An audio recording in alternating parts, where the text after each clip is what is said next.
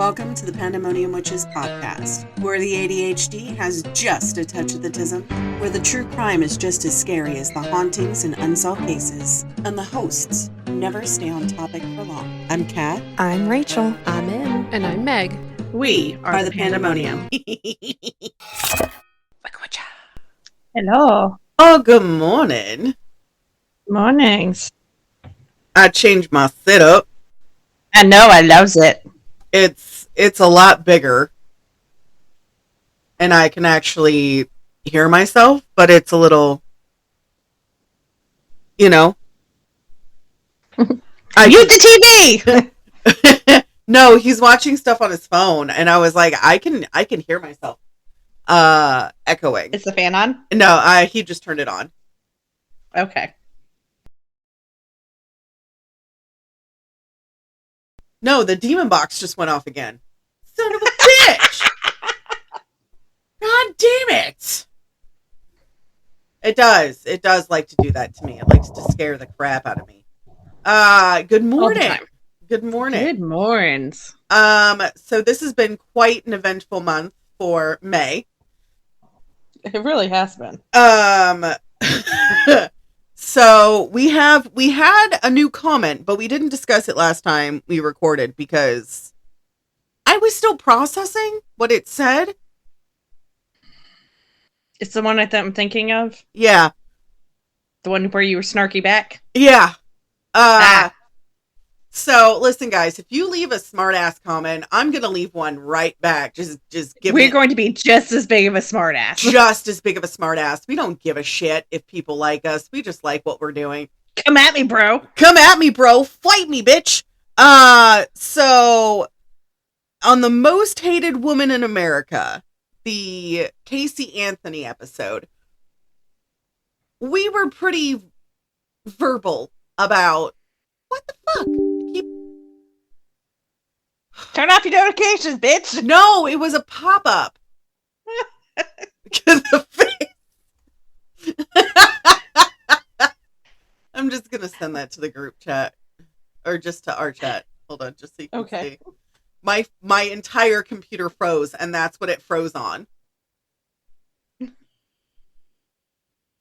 Just you making sturgeon face at me. Listen, I can't do anything. Sometimes my computer just freezes, you know? I know, but I was making that face because it did the notification noise, and that's right before I was like, turn off your notifications. Yeah. Fluffy, what are you doing? She's causing chaos. She's going under the bed. Never mind. Anarchy. I don't know what it I don't know what it means, but I love it. So, we also got a new pope. Yes. We got a new pope this month. But yeah, no, if you guys leave us a comment. Verdict's still out of how we're feeling about him. Right. So Chris Fike, I don't know who the fuck you are, but fuck you. Fuck you. Have a drink. No thanks. Sober Katie and Sober Cat is way more fun than Fun Katie, because Fun Katie likes everyone just a little too much. There's a reason why I don't drink anymore, and mainly because I can't remember shit that I did.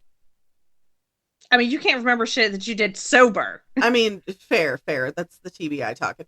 But it's one of those things where, like, people are just like, man, you'd have a little bit more fun if you just drink more. No.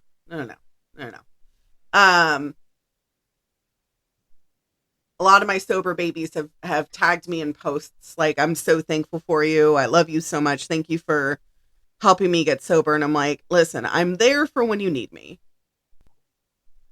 I just had 3 Snapchats for my kids. As they should be. Wishing me a happy Mother's Day. So, we are not having Emily come on today because she actually has the kids. Yes. So, because she's celebrating her birthday and Mother's Day. And Mother's Day all in one. Also, happy Mother's Day to all of our mothers. Yes. This is past. Yes, obviously. But. Yeah, we did an episode with Emily for this weekend, which was the Jack the Ripper episode, where I was way too emotional.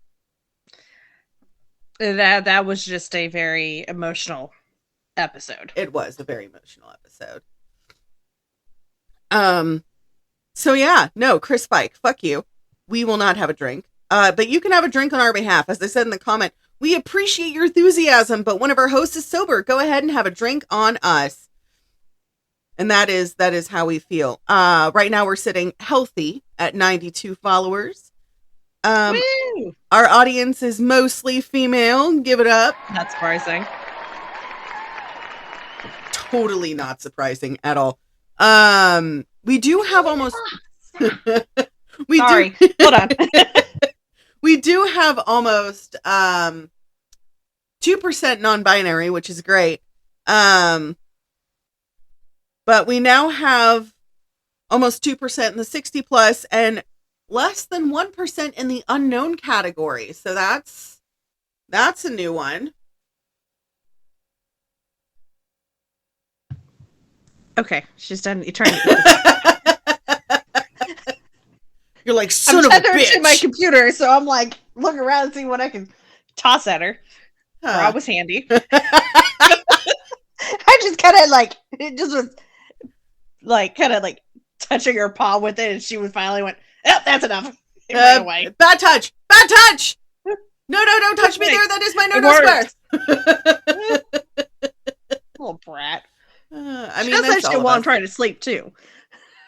Yeah, she does. She likes to nestle between your shoulder blades and just kind of.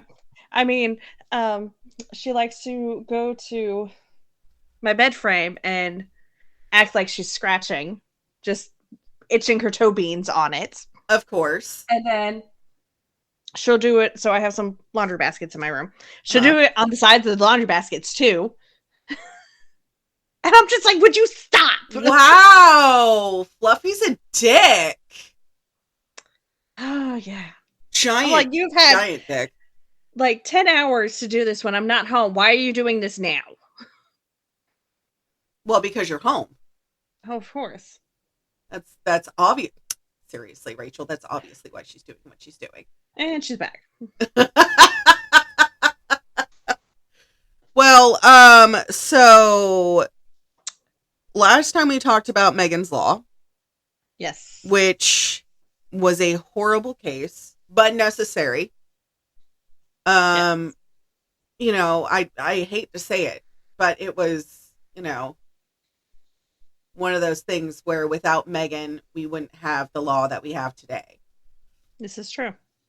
So a big giant thank you to Megan's mother for fighting and making it on, getting this put on the books. Absolutely. But I know you have a case prepped for today. I do. It's pretty awful. Oh, God. Do we need a trigger warning? Yes. Oh, shit. Find the button. This is a Pandemonium Witches podcast trigger warning. The following episode contains graphic violence and gruesome depictions. Listener discretion is advised. Okay. So this is another round of let's talk about dick. Ah, another dick. We got a dick. Yeah, unfortunately. So did you get it? Oh, I thought you were taking a photo of us. I was like, pose. No, we can though. Hold on. Wait, that's looking at my ceiling. Hold on. I gotta make this big. Wrong way. Wrong way. Okay. Save. Okay. And then I gotta send that to you. So this topic, yes. This murder has been covered by podcasts, Solved Murders, True Crime Mysteries, Detectives Don't Sleep, Morbid, few others. Mm-hmm. It's also been covered on TV shows such as A Killer in the Family, Apple TV show called Cold Blooded: The Clutter Family Murders. The clutter, like yes, spelled the same way. Really? Okay, so we're talking about some. This was a apparently I'm doing small towns because this was a small farming town in Kansas.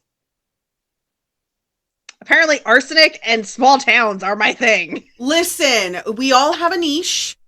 All right, Apparently these are mine. mine just happens to be serial killers, you know, and apparently bad mothers. It happens. Jesus Christ. Anyways, so the too long didn't read. In the wee hours of the morn, that's how I started my notes. Oh. The wee hours of the morn. Yes, pinkies up. On November 15th, 1959, 4 members of the Clutter family, Herb, Bonnie, and their two teen kids. Herb and Bonnie and their 2 teen kids, okay. Nancy and Kenyon. We're just going to call him Ken because I'm going to otherwise butcher his name. Totally fine. Totally fine. Were murdered in their rural home just outside the small farming town of Holcomb, Kansas. Holcomb. Yep.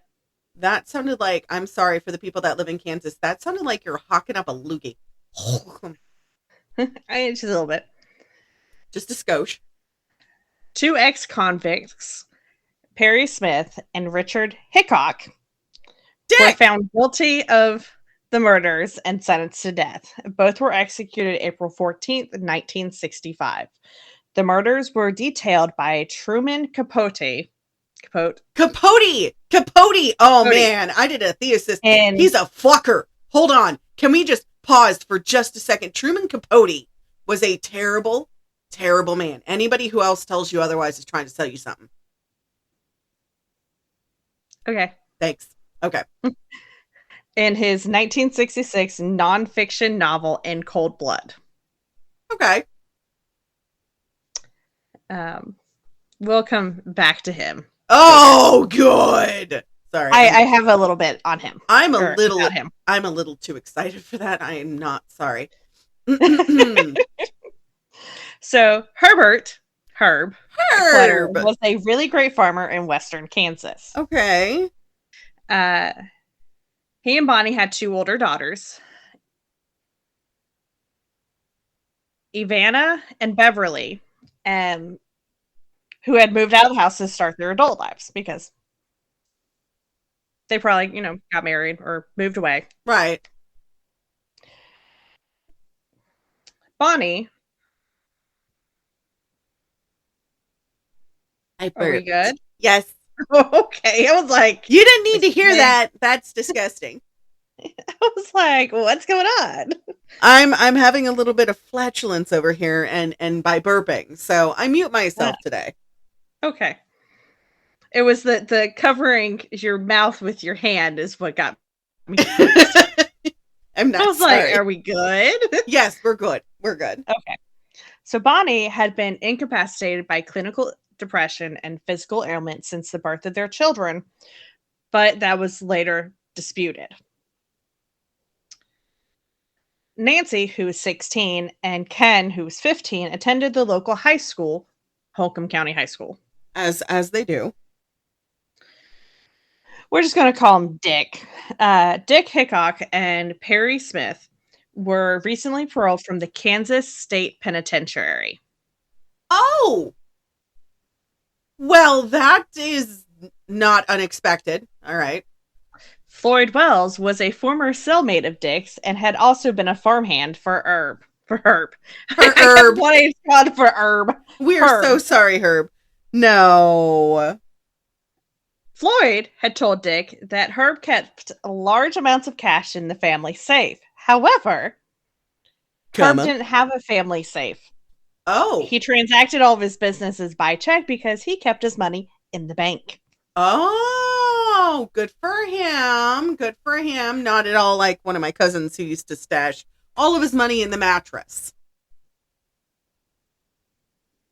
During the Depression, guys, and before banks were what they are, that was a smart idea. Very smart. Very smart. 21st century, not so much. Yeah, no.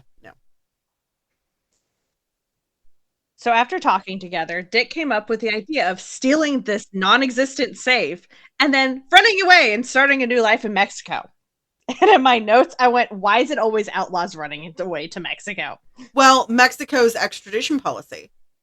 I know, but it was just funny. It's like, always, we're going to run away to Mexico. Right. Oh, yeah. Viva la Mexico! So Dick got into contact with Perry, who was another former cellmate, about him doing the robbery with him. Naturally, as one does. According to Capote, Dick described his plan as a cinch, the perfect score. What? Yeah. Okay. Apparently this was going to be the perfect crime. Right. So evening of November 14th, 1959, Dick and Perry drove more than 400 miles across Kansas to get to the Clutter home to carry out their plan. So they made it like their mission. Mm-hmm. Okay. They were determined they were going to do this. Okay. By the early hours of the 15th, they had arrived at the farm and entered through an unlocked door while the family was sleeping. Guys, lock your fucking doors. Listen, I have a windows. thing. So, son-in-law was staying with us for a few days with daughter-in-law. And I tell you, like, I have a thing about locked doors. You learn that the hard way. We have some sketchy fucking neighbors. Like, I love my neighbors. We got some sketchy sketchy ones. It's still not sketchy. Right. We got some, we have some sketchy ones, you know? So lock your neighbors, bitches. Please. Lock your neighbors. Lock your windows. Lock your windows. Josh is laughing in the other room. Lock your neighbors. You know what I meant. Clock your neighbors. Lock your doors. Huh? I'm not. I mean, some of them probably enjoy that. Probably. Yeah, there you go. So, Dick and Perry woke up the family, pushed Bonnie, Nancy, and Ken into a second floor bathroom before leading Herb to his first floor office. Uh-huh. After the initial search for a safe didn't turn up anything, because of course it didn't. Of course it didn't exist. Right. They then got the other three family members from the bathroom. Oh, great. They tied Bonnie's hands in front of her, gagged her, and then was tucked into bed in a room on the second floor. Wonderful. Because who doesn't love that? Nancy's hands were tied behind her. She was not gagged and then was tucked into her bed. Okay. Yeah. That's weird. Dick and Perry then took Ken and Herb to the basement, where they then gagged Ken, tied his hands behind his back before tying the rope to an overhead steam pipe in the furnace room. Wow.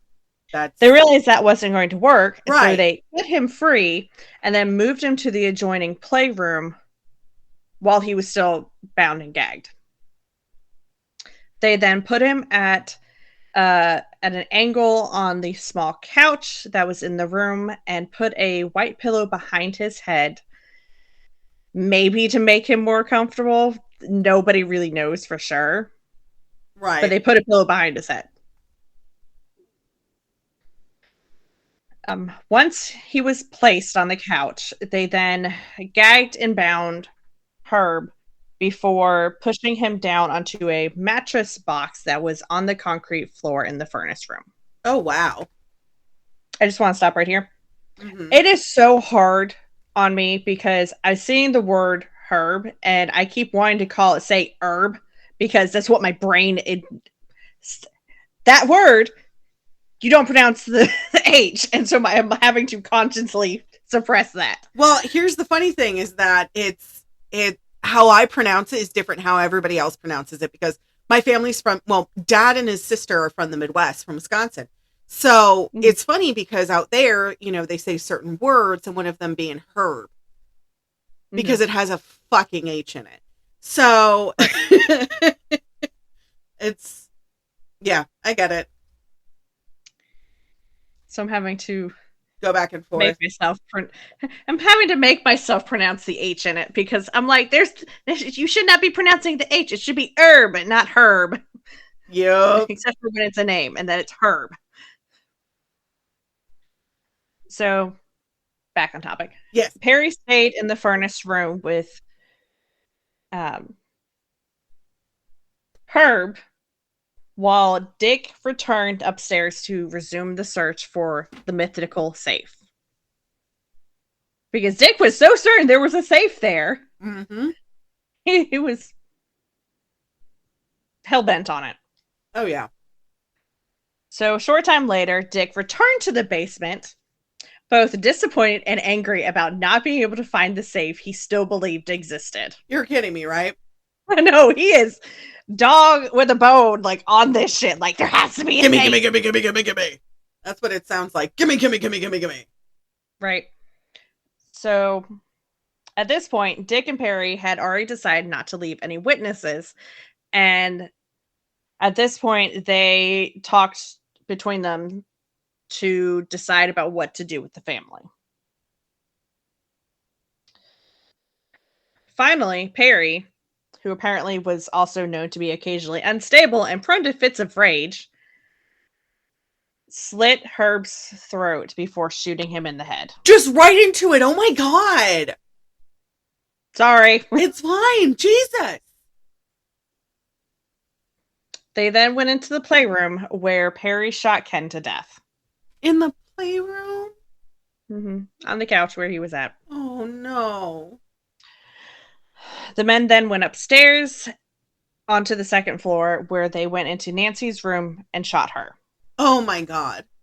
They finally went into Bonnie's room, where they shot her in the side of the head. So this whole time, Bonnie has listened to everybody be shot, knowing she was going to be next. That is horrible. Each victim had been killed by a single shotgun blast to the head, and the killers made sure to retrieve each shell. Oh my God. So this was premeditated. Mm-hmm. Obviously they're dead, so. Right. Herb was the only one that also had had an additional injury. He had his throat slit. Damn. Perry later stated that he stopped Dick from raping Nancy. What? I'm glad, but what? Yeah. After killing all 4 members of the family, the men then fled. As they should. As they should, because if this was in my town, there would be a riot. Right. But they took with them a Zenith portable radio that belonged to Ken, a pair of binoculars that belonged to Herb, and less than $50 in cash that was presumed to have been left over from a $60 check that Herb had cashed the day before. Wow. It was generally known around the area, around town, that Herb preferred to pay by check, and he seldomly carried on his person or kept in the house significant amounts of cash. His billfold and several items were found scattered about in his first floor bedroom, but no cash was found. It's sus. It's giving sus. I mean, I don't blame him for keeping cash on, not keeping cash on hand. Right, but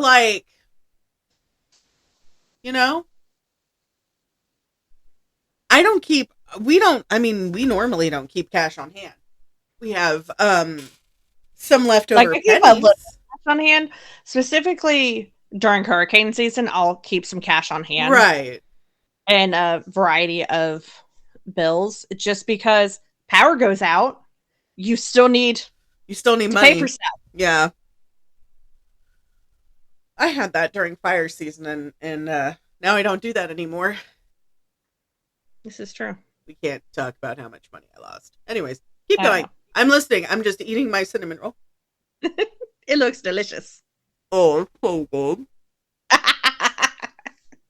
We're at a mouthful of cinnamon roll. Mm-hmm. It's good. Perry later claimed in his oral confession that Dick had murdered Nancy and Bonnie. But when asked to sign said confession, he refused. So he a little bitch, too. Yeah. According to In Cold Blood, the book, Mm-hmm. Harry wanted to accept responsibility for all four murders because he said he felt sorry for Dick's mother. She's a real sweet person. Hmm. Meanwhile, Dick always maintained that Perry did all the killings. So they're literally just like pointing the finger at each other, going, "Nah, he did it. Nah, he did it." Right. Wasn't me. Right. Couldn't have been me. Ugh. So Herb was 48. Bonnie was 45. Nancy was 16. She was uh, the third out of four and was the youngest daughter. She was a junior high in high school, a straight A student, and played clarinet in the high school band. She Hmm. was well liked, outgoing, and pretty, and attended church regularly and was active in their local 4 H. She enjoyed horseback riding, baking, needlepoint, music, and sewing. She was often sought out by younger girls who wanted her help with domestic skills such as cooking and baking or with their music lessons. So she'd probably be one of those people I would probably hang out with a lot. Mm-hmm. Oh, excuse me. I am so sorry. I was putting my phone down. Because you cook. Yeah. You bake. Emily bakes. I don't bake a lot because we remember the cake incident from last year. Yes. Listen, I tried. Okay? You did. You did try. You tried your hardest, I and it can was make adorable. I can make brownies. I can make muffins and I can make bread. But when it comes to cake, that spongy delicious bastard. Yes. No. It's okay. It's I'll make the cakes. you make the cakes. Okay. But Bonnie was a great bitch at making these cakes, right? Yes. Okay. Oh no, that was Nancy. Nancy. I mean, but she probably learned from her mother. Absolutely. Ken was 15. He Mm-hmm. was a sophomore in high school and was the youngest child and only son. He was quiet and wore glasses, and his interests included hunting, woodworking, and working on an old pickup truck that Herb allowed him to buy despite not having a driver's license yet. And Okay. like Nancy, he was also active in their local 4 H. Okay. About 1,000 mourners attended the family funeral, which packed the First Methodist Church in Garden City, Kansas, which was the county seat of Findlay County and was 7 miles east of Holcomb. All right.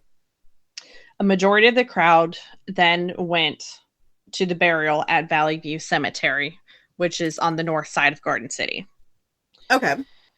Herb and Bonnie's graves are a double headstone, and they're in the center, and on either side is Nancy and Ken's. Mm-hmm.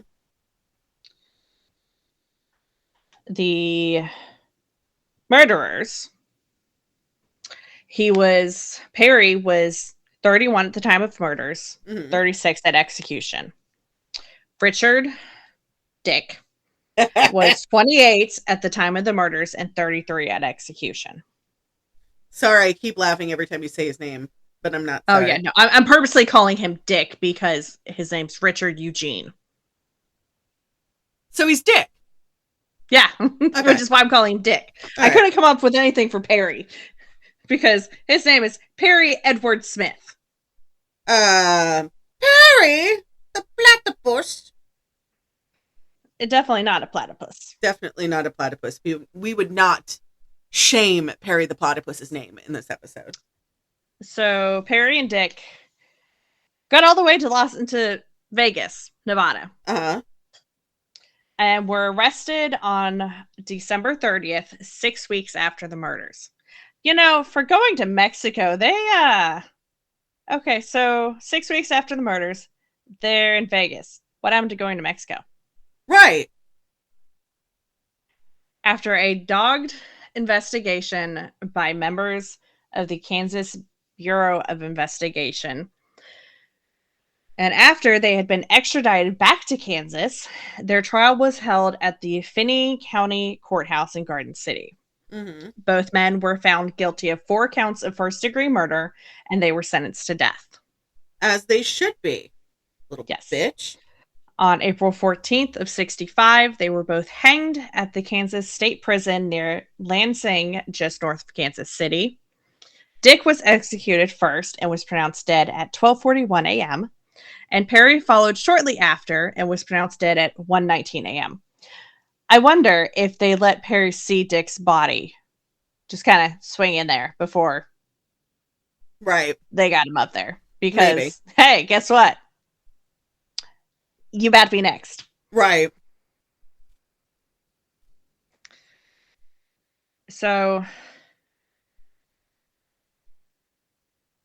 Truman Capote learned of the murders before the killers were captured and decided to travel to Kansas and write about the crime. Okay. He was accompanied by his childhood friend and fellow author, Harper Lee. For those people that name strikes a bell, that was the author of To Kill a Mockingbird.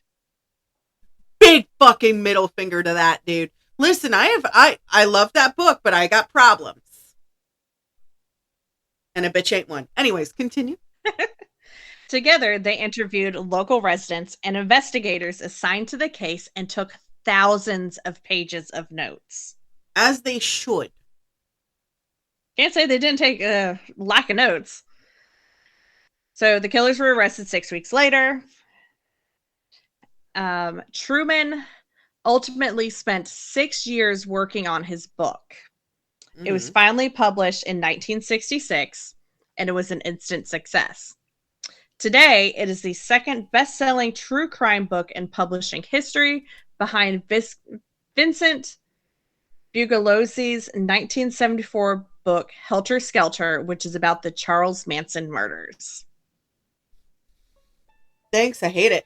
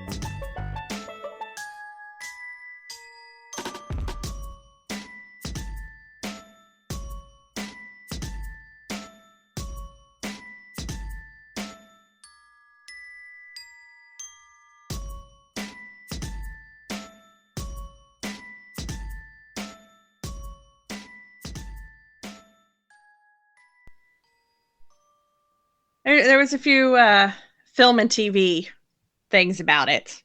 Yeah. So you had In Cold Blood, 1967 film. Yeah. Same title, In Cold Blood, a 1996 TV miniseries. Oh. You have Capote, 2005 film. Mm-hmm. Infamous, 2006 film. Once Upon a Crime, Season 5, Episode 1 of A Crime to Remember, which ran from 2013 to 2018, and it's a documentary series where the series tells the stories of notorious crimes by switching between dramatizations and interviews with crime experts and or people involved in the crimes. Okay. And that's all I have. But this killing helped change a lot of things. Mm-hmm.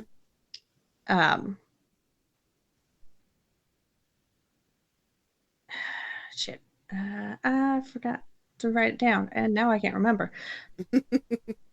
Basically, it. Do you want to take a pause? We can pause. No, it laid foundational work in the true crime genre. Okay. And it just kind of spurred a lot more stuff All right. to happen. But yeah, that was the Clutter family murders. I hate it. Thanks. I hated researching it, so we're good on that. Okay.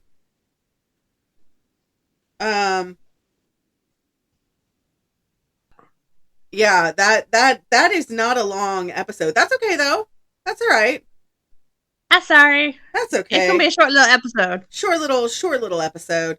But if you guys don't know who Truman Capote is, since that's your little soapbox. Oh my God. Okay. So Truman Capote was a graphic man. Let me just say that. Number one. Number two, he really liked young people. I already hate it. Yeah. I'm just like, I'm good.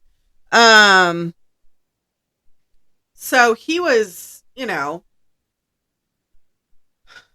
I mean, the one thing that he was really known for was Breakfast at Tiffany's. He gave us Audrey Hepburn on a platter, Oh, okay. So he was the guy that gave us that. But he was also the guy who traumatized a lot of people, His production style was very unique. A lot of people wanted to work with him. A lot of people wanted to do some of his work. But I mean, I'm sitting here going, why? Because he was putting people on the map. Exactly.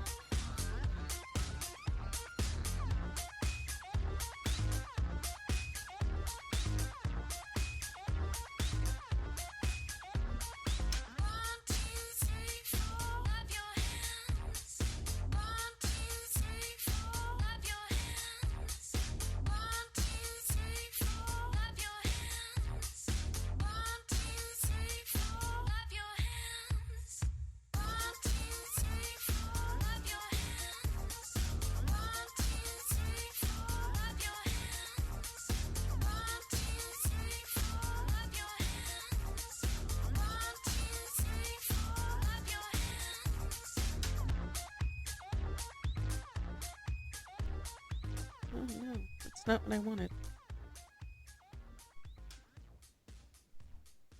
Uh-oh. Oh no. Oh, excuse me. I am so sorry. That's what I've been dealing with all day. I tell Rachel. Listen, the last couple of days. No, I was laughing because you didn't mute yourself that time. I didn't. It snuck up on you. It did. It totally did. But yeah, Truman Capote is one of those people that they're like, oh my God, he's such a visionary. And I was like, In what planet? He's such a creep. He is a creep. Planet creep. That is right, honey. Such planet creep. Can you hear the rain? Yes, I can hear the rain. It just started hitting the window. Fluffy's like, what the fuck? She very quickly got out of her window seat. Oh my god. So I'm gonna mute myself now. Okay, there you go. But yeah, if you know, he was a pretty terrible guy, but you know, he did bring us amazing people like Audrey Hepburn, James Dean. He brought a lot of, you know, really individual people from the silent era who they thought would be great actors were in fact not great actors.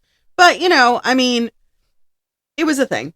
But yeah, that's the story of the Clutter family and Kat's hatred for Truman Capote. Fucking hate them. But yeah, that's our small little snippet for today. Yes. We could always do a longer episode and I could just pull something out of a hat, but we're not going to do that to you guys. So this is just a little morsel, a little snack. Yes. A little snack as you have it. But we hope you guys have a great day. Stay feral. Bite the hand. And we'll see y'all next time. Okay, bye. Okay, bye. Next time on the Pandemonium Witches. She was a light-skinned black female who Curtis had met in a bar frequented by POCs in the area of East Bay. And it's off of Interstate 80 underneath the overpass. They concluded that the information that he did offer during the limited interviews that he granted with law enforcement and FBI, and further circumstantial evidence gathered since then, pointed him beyond reasonable doubt, they said. So December of 99, Curtis claimed his 8th victim and nearly final victim. Obviously, he's not talking beyond the grave. That doesn't mean to contact him with a medium or a Ouija board. I am not... Guys, just don't. I'm not your mother. We're not your mothers. I mean, we are mother. We do serve. Yeah. But please don't.